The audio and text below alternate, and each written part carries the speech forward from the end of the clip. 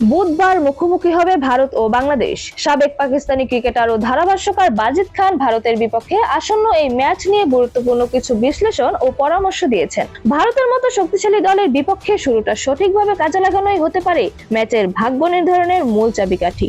সব মিলিয়ে বাজিদ খানের মতে ভারতের মতো শক্তিশালী দলের বিপক্ষে বাংলাদেশকে শুরুর 6 ওভারেই ম্যাচের নিয়ন্ত্রণ নেওয়ার চেষ্টা করতে হবে। সঠিক সময়ে সঠিক বোলার ব্যবহার এবং ধৈর্যশীল কৌশলী হতে পারে বাংলাদেশের জয়ের চাবিকাঠি। প্রথমেই বাজিদ খান ভারতের ব্যাটিং লাইনআপের শক্তির দিকটি উল্লেখ করেন। তার মতে পাওয়ার প্লেতে কোনো ধরনের ভুল বাংলাদেশের জন্য মারাত্মক হতে পারে। এক সংবাদ মাধ্যমের সাক্ষাৎকারে তিনি জানান, ভারতের বিপক্ষে পাওয়ার প্লেতে কোনো ভুল করা যাবে না, কারণ তাদের ব্যাটাররা এমন যে আপনাকে ম্যাচ থেকেই বের করে দেবে। ভারত আলাদা দল, বাংলাদেশের উচিত হবে টস জিতে আগে বোলিং করা এবং শুরুতেই ইম্প্যাক্ট ফেলা। তিনি বিশেষভাবে বাংলাদেশের পেস আক্রমণের মূল অস্ত্র মুস্তাফিজুর রহমানকে নিয়ে কথা বলেন। মুস্তাফিজের বৈচিত্র্যপূর্ণ বোলিং এবং কবজির বিশেষত্ব নিয়ে বাজিদ খান মুগ্ধতা প্রকাশ করে বলেন, মুস্তাফিজ টি-20 স্পেশালিস্ট, খুবই কঠিন বোলার, স্বাভাবিকের চেয়ে বেশি নমনীয় তার কবজি। সে কাটার বল করলে আমরা দেখে ভাবি স্লোয়ার করবে হয়তো। তার বল খেলা সহজ না, বিশেষ করে ডানহাতি ব্যাটারদের জন্য।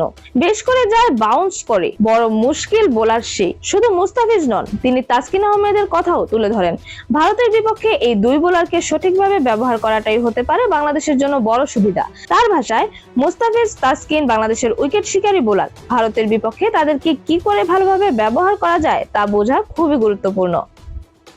এরকমই নতুন নতুন খেলার আপডেট পেতে অবশ্যই চ্যানেলটি সাবস্ক্রাইব করে রাখুন। ধন্যবাদ। Flavours news.